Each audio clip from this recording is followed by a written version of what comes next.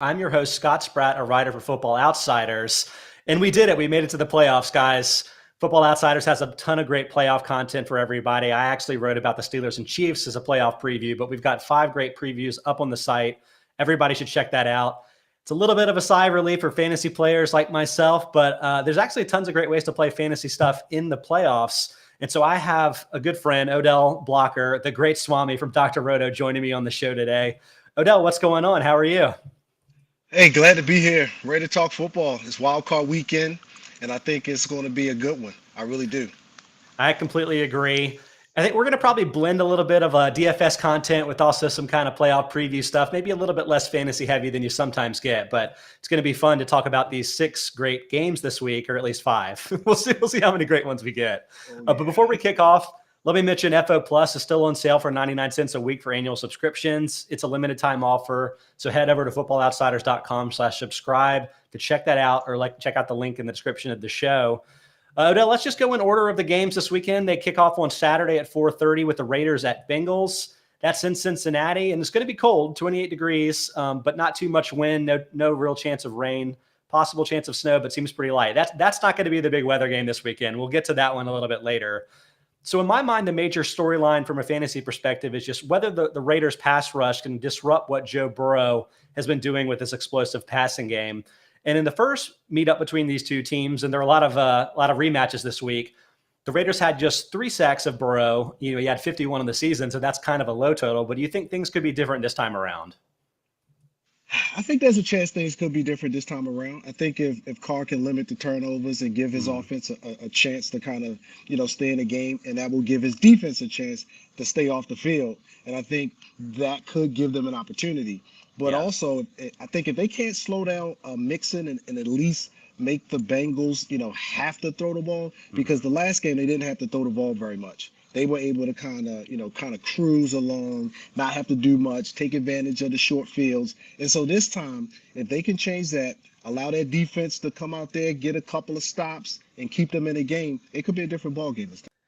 Yeah, I mean, I completely agree with that. Like, you kind of remember that game as being this massive blowout, and the final score suggests that it was 32-13 Bengals. But so much of that was kind of an unraveling of the Raiders offense, where like in the second half, Carr threw an interception, he got strip sapped.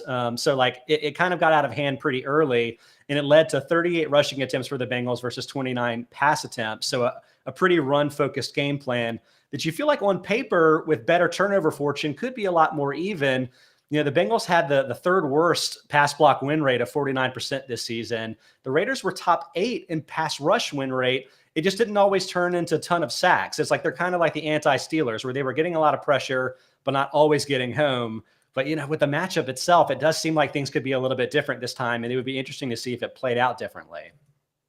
I think it can. I really do. Yeah. And so like Burrow with this few pass attempts only ended up with 148 yards and 1 passing touchdown. So like not much from a fantasy friendly perspective, but given that things could go differently this time, that might be actually better news for his fantasy value, even if it doesn't necessarily lead to a dominant Bengals win. Are you confident enough to roll with Burrow and a lot of those guys from a fantasy perspective this weekend? I think on those 2-game fantasy slates, I think you would definitely have to look at Barrow. Not really sure if you're talking about the 4 or the 6, but Yeah. I would definitely be more interested in those 2-game slates, because if you think about the upside, the ceiling, the kind of games that they can have if they really got going, I don't think that the Raiders would be able to keep up in a track meet. So if I had to pick somebody from this game, a quarterback, it would be Joe Burrow, even though I really like Mixon a lot. If you would say who's my favorite play, Yeah. because I think those last couple of games, what the Bengals were able to do, they put a lot on film for the Raiders to have to look at, and this may open it up for Mixon as well. Yeah, I mean, I agree with all of that. I feel like that could be a pretty stackable game. I'm just wondering whether like that's going to be a common strategy for people, especially playing in that 2-game slate. So as a way to maybe zag a bit, I threw out Zay Jones as a possible DFS option. He's 5,300 in FanDuel, pretty inexpensive. I think that's $600 underpriced. And Jones has really come on later in the season. He has a 21.7% target share since week 12. That's 25th highest among regular wide receivers, and not that far behind Hunter Renfrow. They've had a much bigger disparity between their touchdown scoring, but I think a little bit of that has been luck, where they were much more similar with 2.0 and 3.6 expected touchdowns. The better question might be whether Jones has enjoyed that recent run because Darren Waller has been out. So do you have any thoughts about that? Like with the Raiders now potentially having all of their weapons back, I mean, all the ones they're going to get back at least, is that going to change Jones' involvement on the outside, or is that something that might stick with us? I think it could change it on the outside a little bit, as well as in the red zone, as far as Renfro's targets. Yeah. Because last week you saw, even though he didn't put up big numbers, they went to Waller quite a bit, and so now that he has his second game back, he'll probably at least have a few more reps in practice. We could see Waller being more involved, and he could be the X factor for the game. So with Jones coming on, Edwards still getting the ball here and there. We're not really sure what we're going to get from D-Jack, but it is the potential that Renfro could come down and that Waller or somebody like Zay Jones could be the play here. I like that. All right, let's move on to the Saturday night game, one of the really compelling games in my mind this weekend, Patriots at Bills for the third time this season. That's in Buffalo, and you probably have heard by now that we're going to get maybe like 6 to 8 degrees Fahrenheit as a kickoff temperature. It's going to be really, really cold. It's not going to be windy as it was in the first game between these two teams when the Patriots only threw 3 pass attempts, but it seems like weather's going to be a factor. So, Odell, how do you think the extreme cold weather might impact these teams on offense? I think it's going to be a hard-hitting, real physical type of football game. I think Buffalo's probably ready for this game, maybe a little bit more ready. I'll never discount a Belichick defense or what they're going to do as far as preparation. But I feel like Buffalo is just ready for this. They've been waiting for this. They've marked it on their calendar all year, and they're really looking forward to this game. They could care less if it was 4 degrees or 40 degrees. They're going out there, and they're going to try to do their very best to win that game at home. Yeah, I think it's going to be really fun. What's interesting is, you hear about cold weather being a major factor, but by and large, cold weather isn't as big a deal as heavy winds or definitely precipitation, where it's like just generally speaking, it cuts pass plays by about 2% per game. It cuts run plays 2% per game. It does increase rushing touchdown rate. So like teams tend to shift a little bit of their play calling away from the pass and towards the run, although maybe not the Bills. The Bills, you feel like they're probably going to play to their strength in that respect. The only question is is there a tipping point between below freezing temperatures and then like really, really cold temperatures like they're going to get in this game? We just don't really have a ton of evidence to go off either way. In my database, I've only got 8 games since 2009 that have had kickoffs below 10 degrees. And in those, like only one of the 8, the Cowboys-Bears game in week 14 in 2013, had more than 404 combined passing yards. So you wonder whether, could the Patriots do their run-heavy power game like they did earlier in the year and just run on the Bills? I know it's like a cliche. It's not fun to tackle a bigger back when it's this cold outside, but I don't know. Like, does the cold do what the wind did in that respect for the Patriots? I don't think it's going to do what the wind did in respect to not just the passing game, but the kicking game. Mm-hmm. But what I think what we may see is that both teams are going to probably focus on running the ball a little bit more, especially kind of like what they did in that first game. I think it'll help the Patriots kind of control the pace a little bit more to run the ball. And then for Buffalo, I think they're going to want to make the game easier for Allen and not rely on him so much, for him to have to make plays. And the way to do that is, again, to run the ball and be physical. It's cold. It's a big division game. So I absolutely think we're going to see less than 400 yards, and I think that they're going to focus on the running game. That's 400 yards passing. Yeah, honestly, that's not necessarily bad news for Josh Allen from a fantasy perspective because he can run the ball, and he's actually a much more powerful runner than Devin Singletary, who's a little bit more versatile. Singletary's been great in recent weeks, by the way. So, I honestly don't hate that as an option for you in DFS either. But I'm looking at Rhamondre Stevenson, who's 5,200 in FanDuel as a possible option here. I think it's pretty clear Damian Harris is the lead back. It's been a little bit unclear to figure this out in recent weeks because, Damian Harris, he left the first Bills game in week 13. He missed weeks 14 and 15. And then Stevenson turned around and missed week 16, left week 18 early. We haven't had them together for a ton, but overall, it seems like Harris has been really good. He's scored a lot of touchdowns lately. But I'm intrigued by the fact that the Bills seem particularly vulnerable to the power rushing teams. They're 11th overall in run defense DVOA, but 29th in power success rate allowed. And all of the running backs that have run for 100 or more yards are big guys. It's like Jonathan Taylor, Derrick Henry, Leonard Fournette, Harris twice, Granted, those are great rushing offenses, but it does seem like there'd be a stylistic part of their defense where maybe they're susceptible to being pushed around a little bit. And I feel like the Patriots would love to get back to that this week if they could. Absolutely, but the running backs got to stay out the blue tent. They're Mm-hmm. not going to be able to do much if they can't stay on the field. And it seems like those nagging injuries for Harris, it just brings a lot of uncertainty around his availability. Hopefully, Stevenson, he can be a go and they can get something going. But if they can't stay on the field, the offense, that creates a little bit of inconsistency for the entire offense. And then it hurts their chances. Meanwhile, the Bills can keep finding a way to kind of get it done, and then eventually, with them having all their guys back, they could probably put up some points, and this game could get out of hand. Yeah, I mean, in the second game, which had a little bit fewer weather concerns than the first one, Allen played tremendously. And what was really interesting, I thought, was that they really found a lot of Isaiah McKenzie, who was playing more in the slot with Cole Beasley out that week. Beasley's going to be back this week, and I don't know whether the Bills are going to try to get McKenzie out there. He just provides so much more speed from the slot than Beasley, who's like more of a quick open guy, but not really a field stretcher in any way. Do you have a sense of how they're going to play that, and whether the Patriots, having some injuries like Jalen Mills in the secondary, is that a particular vulnerability this week? I think it could be. I think we'll see Beasley get back into the offense, but they got Davis as well. Knox will miss some time, so I feel like they're getting all of their pieces back. And so they're going to be moving the ball. They're going to be converting first downs, and they're going to, I think, be controlling this game with that addition of that short passing game, that threat of guys like Diggs, and that speed with those slot guys. This game, again, I respect everything that Belichick does with his defense. I know they're going to come prepared, but if the Patriots offense can't do anything because of injury or because they're just not converting first downs, the Bills are going to control this game and it could get out of hand. I mean, that seems really possible, but I feel like, honestly, there are a lot of ways this could play out and creates a lot of opportunities in DFS to kind of play it different ways.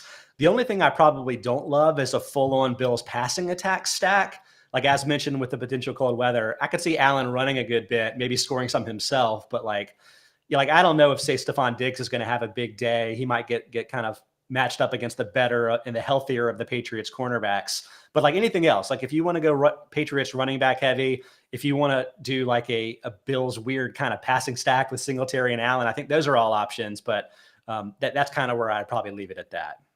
But I wouldn't be mad if somebody made the argument to do a stack, especially if the Bills, or if your game theory is that the Bills are going to put up some points. It would be contrarian. It would be, something that I don't think most people would do, to maybe go with like you describe, a Cole Beasley, Diggs, and Allen stack. Don't be surprised if something like that's in there. Yeah, I mean, I guess in kind of the Isaiah McKenzie way of things, if you can find the one of the Bills receivers, the secondary or third receivers that really has the good matchup this week, that would be cool, and it probably wouldn't be a common lineup to go with. All right, let's go over to the Sunday games. A bunch of really good ones here too, starting with the Eagles at Bucs. That's 1 p.m. in Tampa Bay, 73 degrees and clear, but potential for heavy winds here. I'm seeing 23 mile per hour sustained and gusts up to 37. So, this may not be the just Bucs walkover that we might have expected. So I'm curious in your mind, Odell, do you think the Eagles are going to be able to run their typical run-focused game plan against what last year was the number one run defense by DVOA, but the Bucs haven't been quite as good against the run of late? And again, the Philly backs can't stay out of the blue tent. Hopefully they can keep somebody in the lineup and keep some type of running game going and have some consistency. But I just think that's the strength of the Bucs defense as well. So it's really tough for me to see how Philly's just going to come out and really control the ball by running it against the Bucs. And then they got the GOAT on the other side. So I just feel like and that GOAT is that's wind, rain, shine. So I'm taking them with 100-mile-an-hour wind. I'm going with the GOAT come playoff time. So with that being said, I still think Tampa is likely to control this game. I hope the Eagles can really make this a competitive one, but with the inexperience and the injuries, and that offense just hasn't really shown us anything that would make us say that the Eagles are going to come out and be able to throw the ball and running the ball. I don't think they'll be able to get it done. I think especially with the winds, Hurts is pretty much a downfield stretcher or a runner. So like if the winds make it hard for him to get the ball accurately down the field, that's the only path they really can have is kind of hoping that the Bucs are worse in run defense as they've been of late, which I think says a lot about injuries. So as mentioned, their run defense was number 1 last year. They were 4th in weeks 1 to 9, but just 17th in weeks 10 to 18. And they've missed their star linebacker, or one of their multiple star linebackers, Levante David, in particular in recent weeks. But he came off IR this week. I think he's probably going to play, and I think that probably makes a really big difference about how effective they can be against the run. I'll note too that, it's not like teams have been running a ton against them. They still have been the number 1 cutter of run plays by about 46%. The Jets, of all teams, right? The Jets have been the one team that have really been able to run all over the Bucs in the second half of the season. Even the Saints in that weird upset game where they held them scoreless, even they didn't run very efficiently. So it's weird to say that the Eagles should kind of try to follow the example the Jets provided, but that's kind of been the way that it was. I'll point out too. Yeah. That was an anomaly. That was really weird. That was the exception. What's funny here is that the Bucs and Eagles played earlier in the year back in week 6. That game was kind of close, 28-22, but that was before the Eagles reinvented themselves as this huge run-oriented offense. So I'm not sure there's a ton to learn from that example. I don't know.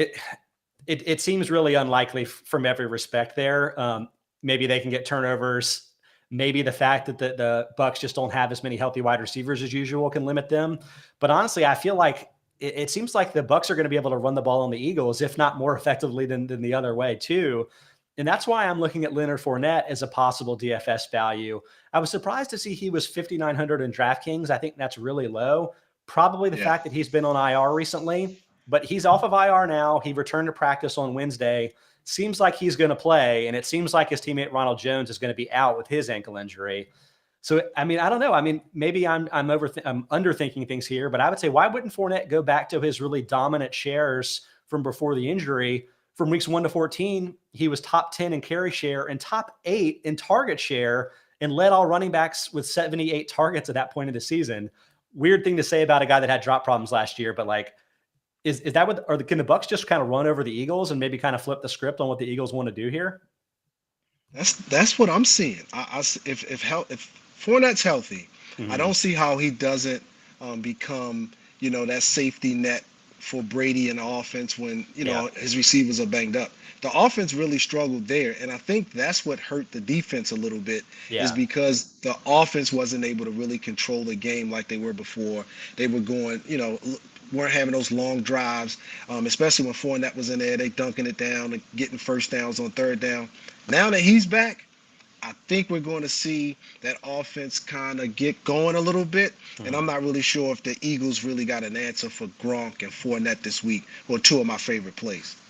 Yeah, I completely agree there. So Fournette, he was actually top 4 with a 14.3% drop rate last season, including the playoffs, down to 7.8% this week. It's hugely improved. They've really groomed him into a great dual threat runner and receiver.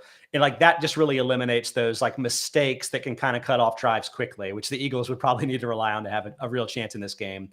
So hard not to see the Bucs kind of running all over this team. But that could be great news for Fournette from a DFS perspective. A lot of people, I'm sure, are going to try to ride with Brady in that passing offense. And that may not be the game script they choose to go with, even if they could. That's the GOAT. Okay, next up. Probably everyone's favorite game this week, and I'm not going to disagree. The 49ers at Cowboys, that's 4:30 in the Dome in Dallas. This game is fun because it seems like both the 49ers run-oriented offense and the Cowboys pass-oriented offense sees a good matchup in the defenses that they're facing in this game. So what do you think, Odell? Which one of these offenses has an advantage with their kind of extreme style?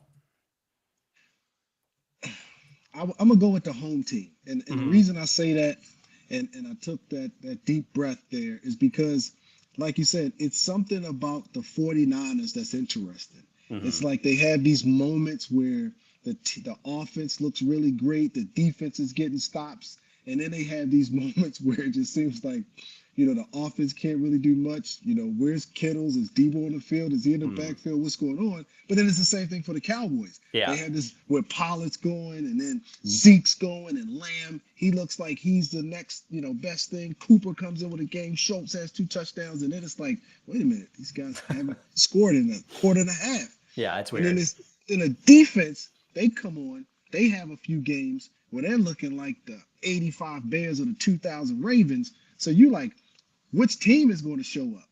And so the Cowboys at home, I think they're fired up for this playoff game. Everybody knows the history of Dallas and 49ers in the playoffs, but I just think that the Cowboys have a little bit more on their side of this matchup than what the Niners do. So I feel like it could be a close game, but I think the Cowboys will pull away in the fourth quarter. I mean, I could definitely buy that. One underrated part of the Cowboys' struggles, whatever you want to call it, is they've had very extreme home road splits. In particular, Dak Prescott, who I think has averaged something like 7 more fantasy points per game at home than on the road in recent seasons. So for them, getting the home field in this game may be bigger than any of the other teams in the wild card round doing so. And you feel good about that. You feel good about the fact that the 49ers, they rank 16th in pass defense DVOA, but second in run defense DVOA. So I feel like that kind of falls into the hands of what the Cowboys are going to want to do on offense, in particular with, the injuries and stuff they've been kind of playing through in the running game of late. But, I don't know. The 49ers, it felt like they hit their nadir in terms of injuries, in particular in the secondary. The last couple of weeks, they had a bunch of their secondary players laying on COVID, but most of those guys are back. And then now cornerback Emmanuel Mosley, an earlier season starter, he's back off IR. He had a high ankle sprain, but he played 100% of snaps in week 18, helped the team upset the Rams. Rookie cornerback Ambry Thomas, who has been basically the worst cornerback in football since he took over as a starter halfway through the year, allowing 10.6 yards per target. That's not good, but he's been better. Like it felt like maybe he was starting a little bit earlier than the team would have wanted, but he's kind of figured it out on the fly. So there are some things with the 49ers that could be trending a little bit more in the right direction. Whereas the Cowboys, I mean, they've been really good defensively for a lot of the season, but they do rank 16th against the run versus second against the pass. It feels like this is the last team they would have wanted to play in the wild card round, where they would have been a big favorite over everybody else. Maybe, but I still think that the Cowboys is on the back end have a better matchup with CeeDee Lamb and Cooper. And I think they may even name a new dish this week. We may see the CeeDee Lamb being added to a lot of restaurants there in Dallas Fort Worth, because I don't think they're going to be able to stop that offense this week. I think they're going to come out and really get it going early, get him involved early, and he's going to have a decent game. I really like CeeDee Lamb. To further that point, the 49ers defense, they were 4th in DVOA against short passes. They have a pretty good defensive front. Obviously, Warner is a great coverage linebacker, but 31st against deep passing in DVOA.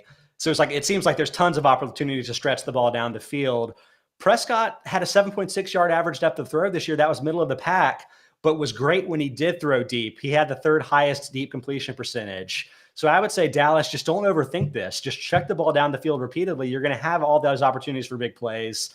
Lamb, Amari Cooper too, Cedric Wilson. They have so many guys that can stretch the ball. Even Blake Jarwin, the tight end who's come back late in the season, because a little bit of a field stretcher too.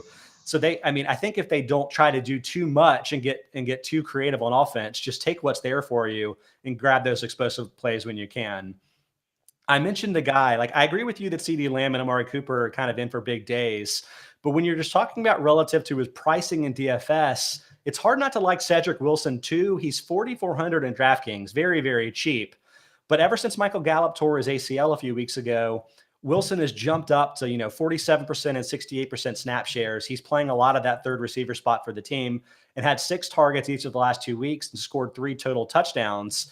Is that something you think he can kind of keep going and make him a good DFS option? I think so, because they're going to have to give a little bit more, extra attention to those guys on the outside. And so once that safety goes there and he's got that one-on-one, and as you've seen all season long, that's one of Dak's favorite targets. 3rd down, he needs a big play.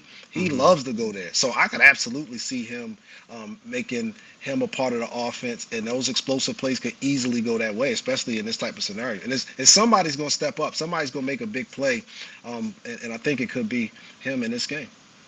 Yeah, so I feel like the 49ers could pull this upset. It's not where I would lean per se, but that's a route I feel like you could go with, but I'm a little unsure how to kind of take advantage of that possibility from a DFS perspective.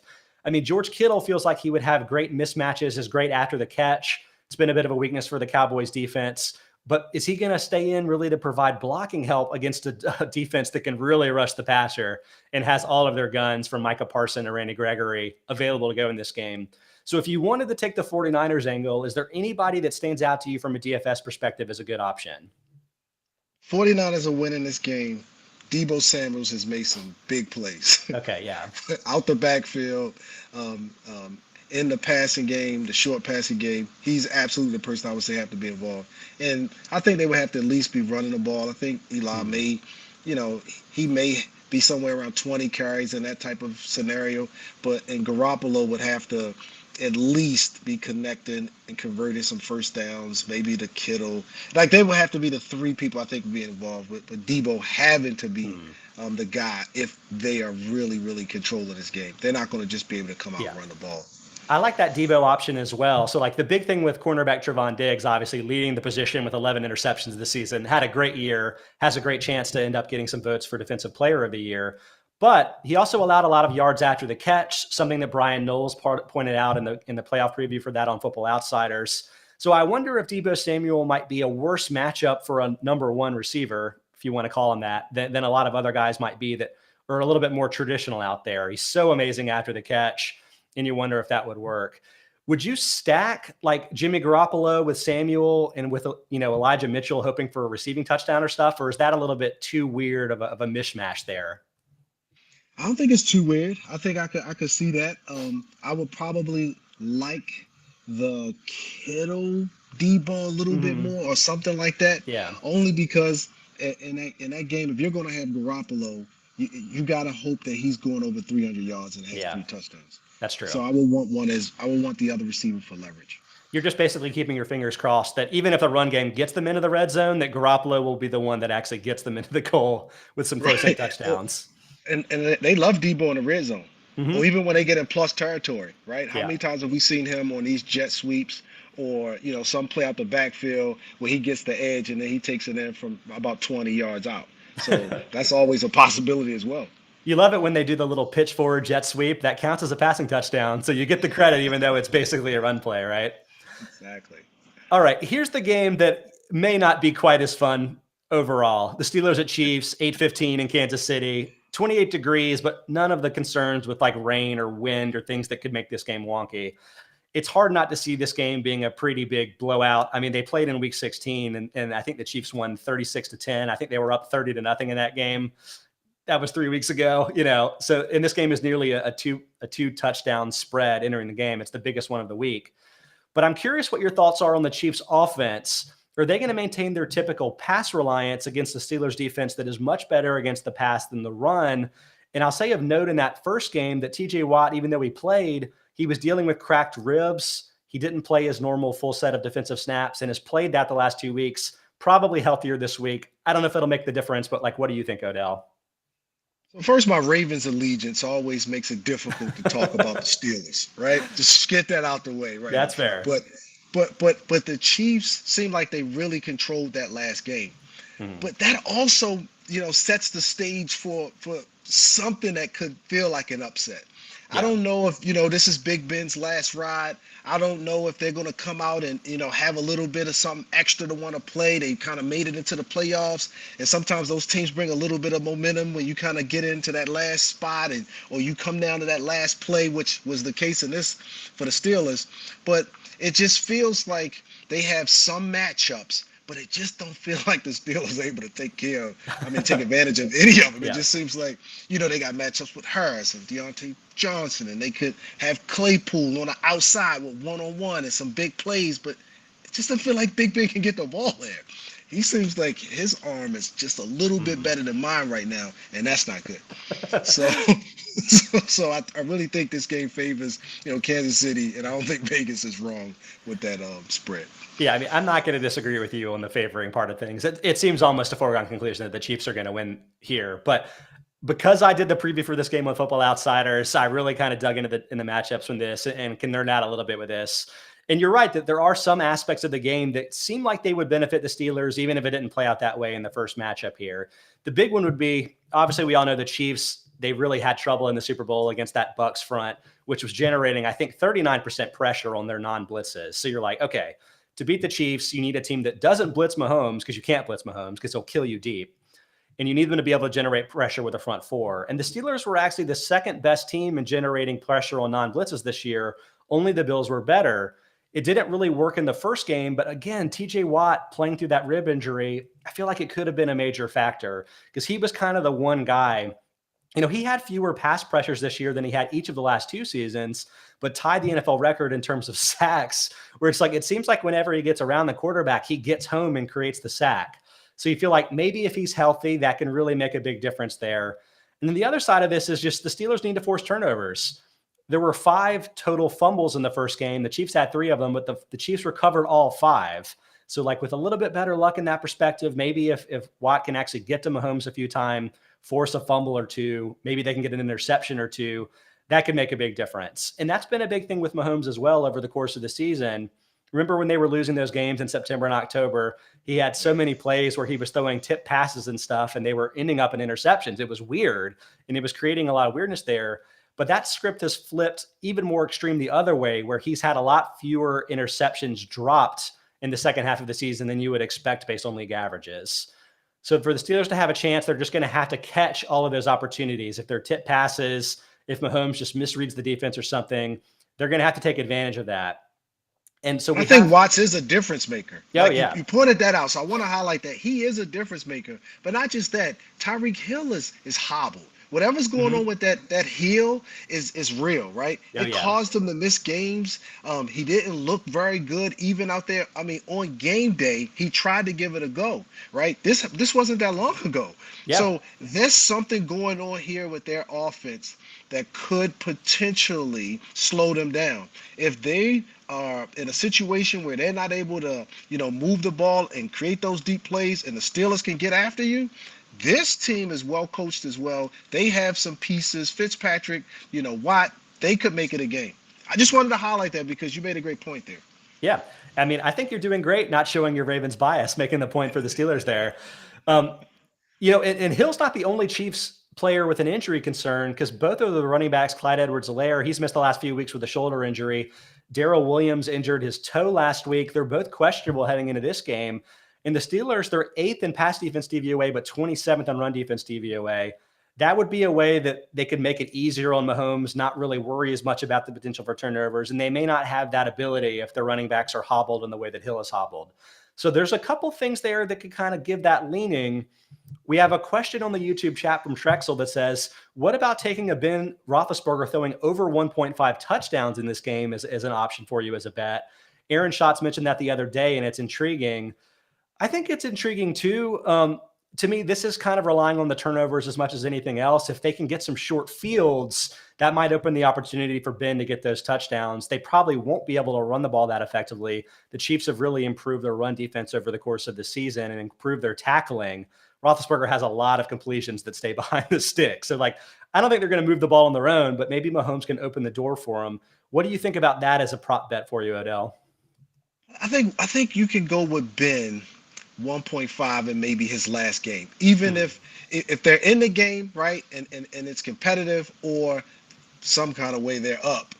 It's because Big Ben had to throw the ball. But even if they're down and it's late and he gets that garbage time touchdown, hey, it still counts. So I don't think that's a bad bet to take, especially in the playoff games with the Steelers. And trust me, they're going to leave it all out on the field. The Steelers aren't going to be the team that's going to, come out here and not try to compete. They're going to try to compete. So I'll take that, 2 touchdowns, Big Ben, playoffs, sure.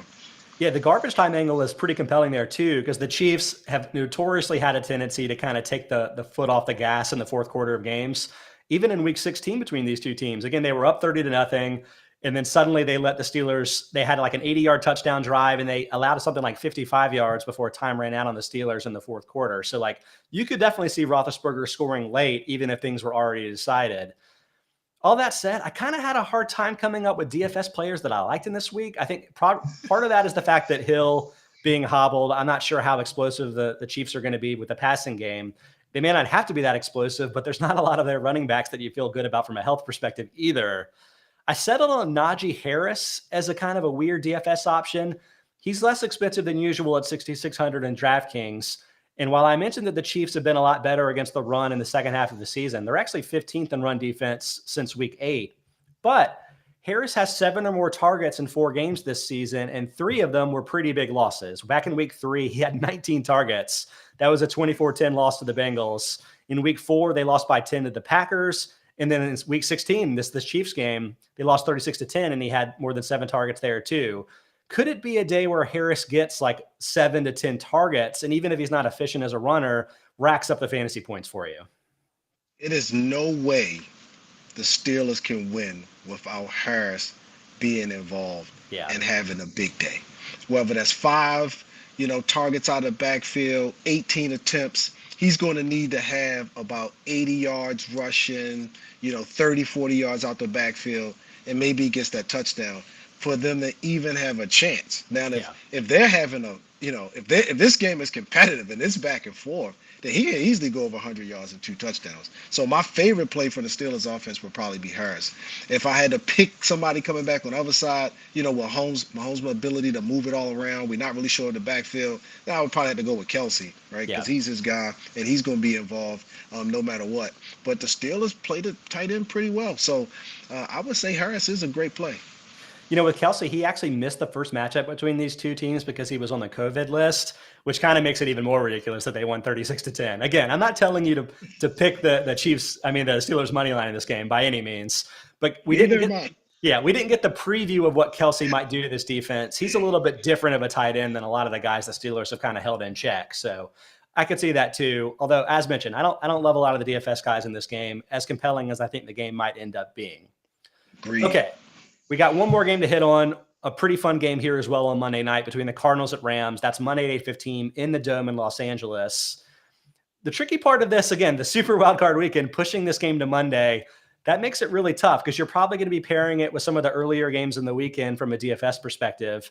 And both of these teams have some uncertainties at running back. I would say in particular the Cardinals. James Conner, he came back in week 18 to play, but then suffered a rib injury. He hasn't practiced a lot this week.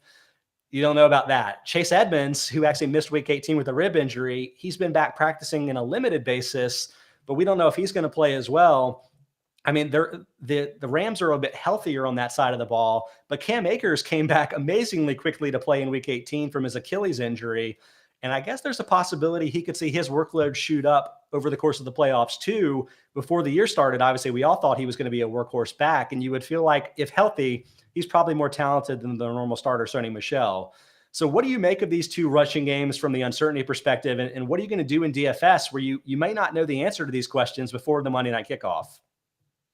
I think that's what's going to, be challenging is that we're going to have to make, take a chance here. We're going to have to say, hey, Connor, the way that he's been running, he's my guy, and hope that everybody else, buys into the uncertainty and that his ownership is just, really lower than what you would expect if he was healthy and he was playing on Sunday. And I would say the same thing on the other side, because we don't know who's going to be in there. We don't know who's going to get the majority of the snaps for the Rams. But I think what may help most folks is that we're probably going to go with the passing games in this because it's just some great matchups. It's been at least some fun in both of these games as far as, back and forth. It's really competitive. This is probably going to be, one of the better games on the weekend as far as back and forth and being competitive. I like both quarterbacks. I think, the Rams maybe have the advantage having all of their receivers healthy from that perspective, but Murray has been very competitive this year. AJ Green has kind of lit up the Rams. This game is going to be fun. It should be a good one. I just don't know from a DFS perspective if the running backs are in a great spot because of the injuries in the matchup. It's tough. We kind of need news to break. Like if we could have news come out before Sunday, then I feel like maybe that would give you some options to play because honestly, I think it's pretty obvious what to do depending on whether one of these two running backs misses it for the Cardinals. Because Chase Edmonds, what did he have? I think he had 16 and 18 carries and 9 and 6 targets in week 16 and 17 when James Conner was out. He goes from kind of an afterthought to basically a running back 2 from a fantasy perspective when Conner misses. And Conner, who was kind of relying a lot on his touchdown scoring in the early season, when Edmonds suffered some injuries in the second half of the year, he jumped up to top 12 in target percentage. Yeah, he was a low-end tier 1. He actually led running backs in receiving DVOA this season. Like, he's a very effective receiver of the ball, and you feel like he could be a workhorse in this game too. So it's like, we just need the news to break. If the news breaks, then you know what to do in those circumstances. But if it doesn't, it's tough. It's tough. I'll point out, so on the Rams side of the running game, Michel did play 80% of snaps in Week 18, and Cam Akers played 20%. And while the Cardinals, they're 6th in run defense DVOA, like, they have increased run plays per game by a bit. They increased rushing yards. So, like, it wouldn't be shocking to me if the Rams could run at this. And I feel like it's probably going to be Sony Michel more than big Cam Akers come back. But I don't know. You may be right that it makes a lot more sense to roll with the passing games in this one. Yeah, but I wouldn't be mad at Michelle, right? Is they're trying to focus on slowing down Cup, and Beckham has been a problem for them this year.